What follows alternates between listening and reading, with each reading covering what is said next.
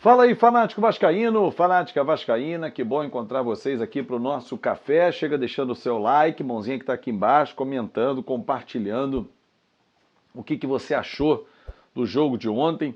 Dois tempos distintos, o Vasco acabou derrotado, aliás, não venceu os últimos 9 clássicos, vem numa campanha ruim quando o jogo é grande, mas vamos debater o que aconteceu, claro, ouvir o técnico Maurício Barbieri, que vai bater um papo com você aqui também no nosso canal. De imediato, já passando aqui para falar sobre o que espera o torcedor, né? O que pode esperar desse Vasco versão 2023, Barbieri?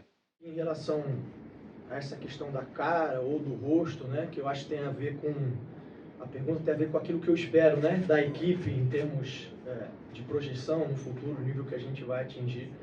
Eu já falei, essa sempre é uma construção conjunta, nunca é só daqui para lá, vem de lá para cá também. Mas o que eu acho que me deixa não satisfeito, mas feliz, e eu acho que a maior parte da torcida conseguiu perceber isso, foi na atitude, no espírito. Uma equipe que lutou, uma equipe que se entregou desde o primeiro minuto, uma equipe que procurou sufocar o adversário, uma equipe que procurou não dar espaço, procurou não deixar o adversário confortável. Isso eu conversei com eles e eles fizeram, e eu não tenho o que reprovar eles nesse sentido.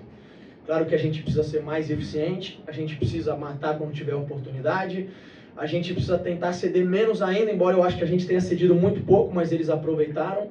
Então, em termos de espírito, de atitude, e aí eu digo torcedor, porque o torcedor é um ser humano como todos nós, sabe que nem sempre na vida, por mais que a gente batalhe, a gente lute, às vezes as injustiças caem, a gente não entende porquê, como foi hoje, o resultado final, eu acho que foi injusto, isso me deixa feliz, me deixa satisfeito. Desculpa, satisfeito não, eu falei feliz, né? Satisfeito não.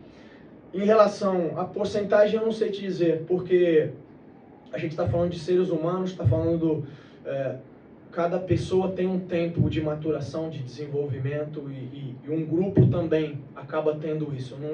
Os grupos não funcionam todos da mesma maneira porque são feitos de diferentes pessoas, né? Então a gente está nesse processo ainda, não consigo te dizer ainda o quanto de porcentagem ou o quanto de tempo. Eu sei que a gente está na direção certa e o nosso desejo é acelerar cada vez mais isso e ser cada vez mais competitivo como a gente foi hoje, mas não consigo te dar uma precisão nem de tempo nem de porcentagem. O técnico Maurício Barbieri, que para mim teve participação no resultado final, ao fazer algumas substituições erradas. Não sei por que tirou o Pedro Raul, botou o Aguinaldo e aí insistiu com bolas aéreas. Não sei por que tirou o Gabriel Peck e deixou o Teixeira, era para fazer o inverso naquele momento, a troca. Mas enfim, estava com cartões. Não era argumento para poder tirar, porque a gente perdeu a bola aérea e por baixo o Gabriel Peck estava melhor que o Alex Teixeira. Os dois fizeram um grande primeiro tempo, mas no segundo oscilou demais o Alex Teixeira.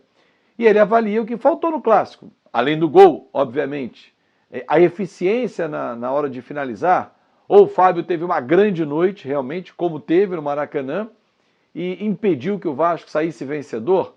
Com a palavra, Maurício Barbieri. A questão da eficiência é um tema ancestral, vamos dizer assim, no futebol, né? Porque é claro que eles têm capacidade para ter um desempenho melhor, isso não tem a menor dúvida. Eles treinam para isso, eles se dedicam nesse sentido. Eu acho importante frisar também que o Fábio fez uma partidaça, pegou bolas dificílimas, então tem um mérito do adversário ali também. O papel do treinador nesse quesito é seguir tentando criar o maior número possível de oportunidades, ou oportunidades cada vez mais claras. Eu acho que a gente teve boas oportunidades. Eles todos também saem frustrados por querer ter um aproveitamento melhor, mas é a gente ter calma, ter tranquilidade.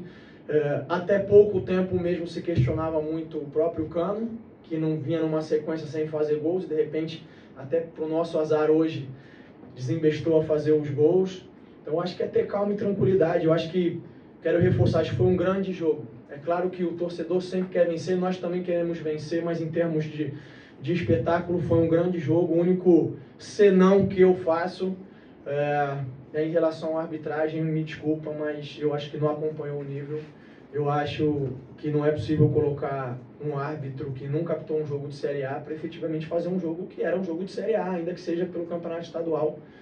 Eu acho que ele foi muito confuso, deu falta no Fábio, que foi o Nino que trombou com o Fábio, e uma série de outras coisas. Nesse sentido, eu volto a reforçar. Eu acho que todas as equipes têm procurado valorizar o campeonato, assim como a federação tem se esforçado muito para valorizar o campeonato, mas isso também é valorizar o campeonato e colocar profissionais que estejam à altura desses grandes espetáculos. Algo que chamou muito a atenção no Maracanã foi a diferença, né? 2 tempos bem distintos do Vasco da Gama. Porque um tempo em que o Vasco amassou o Fluminense, criou 10 chances de gol, 3 no alvo, Fábio buscou a bola em cima do Peck, buscou embaixo do Pedro Raul, Vasco envolvente, que deu a você, torcedor, uma esperança, falou assim, caramba, melhor primeiro tempo do Vasco na temporada, e um segundo tempo totalmente diferente. O que aconteceu para que houvesse a mudança? Só a leitura do Fernando Diniz, o Vasco não soube manter o ritmo, mesmo que próximo dele? O treinador explica. Olha, dizer que esperava talvez fosse um pouco demais, mas sem dúvida a gente se planejou para isso, para não deixar eles terem espaço nenhum, para que eles não conseguissem jogar. A gente estudou bastante a equipe deles. E eu disse no intervalo que a gente tinha feito um jogo no primeiro tempo, disse aos jogadores, acho que 95% de perfeição, faltava a gente fazer os gols. Vocês podem puxar aí, em um ano que o Diniz tem, ou talvez se for um pouco menos, quantas vezes o Fluminense não finalizou nenhuma vez em um tempo de jogo. Eu acho que isso é mérito do trabalho dos jogadores, de tudo que a gente construiu. Eu avisei eles que no segundo tempo ia ser outro jogo, porque quando você tem tamanho, a superioridade, é difícil você conseguir sustentar, o adversário também muda, busca outras soluções. Eu acho que talvez a gente tenha perdido um pouquinho de intensidade e agressividade, que é normal com o decorrer do tempo. E mesmo assim, no lance do gol do Cano, eu acho que nem foi uma chance tão clara, porque a bola desvia, é um cruzamento ruim, é um cruzamento feito a meia altura, pressionado, e acho que ela desvia no jogador do Fluminense, está em disputa com o Milan, e ela acaba sobrando para o Cano.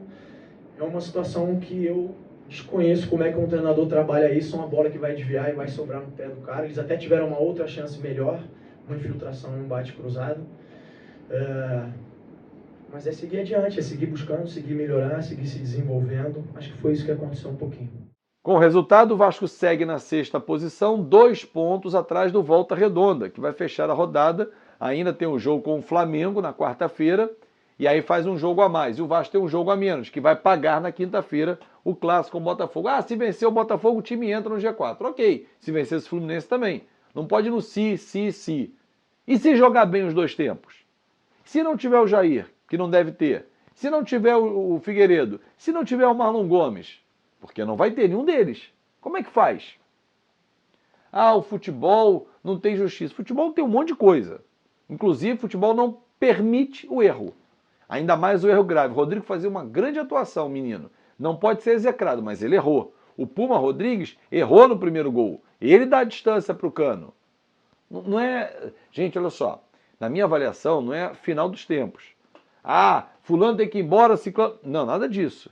Mas tem que se identificar o erro e mostrar. Na coletiva, o Barbieri falou, como é que a gente vai... Não pode dar distância para o Cano só sabe chutar. E muito bem. Com excelência. Se você der distância, ele não vai dominar e partir para cima para driblar. Ele vai bater de primeira. Foi o que ele fez no primeiro gol. E no segundo, Miranda. Miranda. A bola cruzou, ele estava bem atrás. Errou o Rodrigo passe, ok. Cara, corta, ataca a bola. Ataca o Cano. Foi fazer uma volta. Aí não dá, né? Enfim, torcedor. Não é terra arrasada, mas nós deixamos escapar um bom resultado no Maracanã no primeiro tempo. Aí no segundo, a gente viu o que aconteceu. Grande abraço e até mais tarde. Vou falar sobre Nenê e camisa 10, hein? Grande abraço.